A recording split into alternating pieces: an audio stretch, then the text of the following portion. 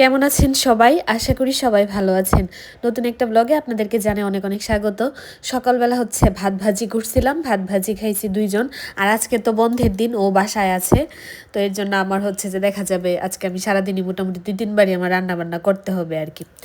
তো সকালবেলা ডিম সিদ্ধও করছিলাম, ডিম সিদ্ধ খাইছি, তারপর ভাত ভাজি করে খাইছি। গতকালকে রাত্রে ভাত ছিল। এখন দুপুরে রান্নাটা করতেছি, ফুলকপির বড়া করব। এর জন্য ফুলকপিটা আগে একটু সিদ্ধ করে নিতেছি, আর এদিকে মাংস বের করে রাখছি, মাংস রান্না করব। আর এইগুলা করার আগে আমি হচ্ছে যে এইখানে মুসুরির ডাল রান্না করছি। গতকালকে শিং মাছ রান্না করছিলাম রাত্রেবেলা, আলু আর হচ্ছে যে কাঁচা কলা দিয়ে, ওইখান থেকে কিছুটা তরকারি এখনো আছে। আর এই জানালাটা দিয়ে না অনেক বাতাস আসে, বাতাসে এই যে এইগুলো নড়তেছে, এগুলো দেখতে আমার অনেক ভালো লাগতেছিল। যখন বাতাসে এগুলো নড়ে আমি দাঁড়ায় দাঁড়ায় দেখি, আমার অনেক ভালো লাগে। তো ও যেদিন বাসায় থাকে তো ওই দিন তো হচ্ছে ওই যে আমি বললাম না যে আমার প্রায় ৩ বারই রান্না করা লাগে, প্রায় না ৩ বারই রান্না করি আর কি।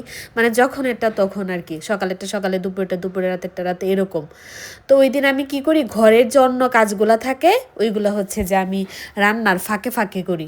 আর যেদিন আমি একা বাসায় থাকি ওই দিন হচ্ছে যে আমি আগে ঘরের কাজ করি, ঘরের কাজটা সব কমপ্লিট করি, স্নান টান করি, পূজা দিই, তারপর রান্না বান্না করি।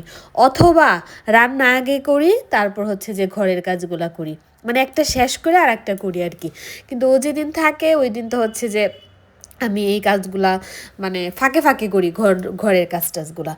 যাই হোক, তো ঘরটা ঝাড়ু দিয়ে নিলাম, বিছানা টিছানা একটু ঝাড়ু দিয়ে নিলাম, টুকটাক ১-২টা কাপড় ভাঁজ করার ছিল ওইগুলো করলাম। আর এদিকে ফুলকপিগুলো তো আরও আগেই সিদ্ধ হয়ে গেছে। এখন আমি পিঠালিটা তৈরি করে নিছি, আর এই যে এখন বড়াগুলা করতেছি। পিঠালিটা হচ্ছে হলুদের গুঁড়া, মরিচের গুঁড়া, লবণ, চালের গুঁড়া, এগুলো দিয়ে পিঠালিটা বানাইছি। এই তো বড়াগুলা হয়ে গেছে। তো এই যে পিঠালির যে অংশগুলো থাকে না, ভাজা ভাজা হয় যে, এগুলো যে খাইতে আমার কি ভালো লাগে, অনেক ভালো লাগে আমার। আলাদা করে পিঠালির বড়া খাইতেও কিন্তু অনেক ভালো লাগে। অনেকটা পিঠালি আরও ছিল, আমি চাইলে একটা বড়া করতে পারতাম, কিন্তু করি আর নাই। যাই হোক, তো ফুলকপির বড়া তো কমপ্লিটেই। এখন হচ্ছে যে আমি পেঁয়াজ, রসুন, আদা কাটলাম মাংসের জন্য, মশলা পেস্ট করে নিব। এই তো মাংস রান্না শুরু করে দিচ্ছি। সম্ভারে হচ্ছে পেঁয়াজ, এলাচি, দারচিনি, তেজপাতা এগুলো দিলাম। আর হচ্ছে যে এখন পেস্ট করা মশলাটা দিয়ে দিতেছি, পেঁয়াজ, রসুন, আদা। আমার পেঁয়াজ, রসুন, আদা পেস্ট করা ছিল, তো এগুলো সবই শেষ। এখন আবার একটু পেস্ট করে স্টকে রাখতে হবে, তাইলে ওই যে রান্নার সময় এটা অনেক হেল্প হয়। নয়তো বা ওই যে মানে দেখা যায় যখন তাড়াহুড়া থাকে তখন আর কি এটা একটু ভেজাল লাগে। আর পেস্টটা একটু করা থাকলে কয়েকদিনের জন্য রান্নার টাইম এটা একটু হেল্প হয়। তো আমি আলসেমি করতেছি না, করি করে আর করা হইতেছে না। যাই হোক, তো আমি মাংসটা মশলার সাথে কষায় নিতেছি এখন ভালো করে, আর কয়েকটা আলু দিয়ে দিলাম। তো মোটামুটি কষানো হয়ে গেছে, এখন ঝোলের জন্য জল দিয়ে দিব।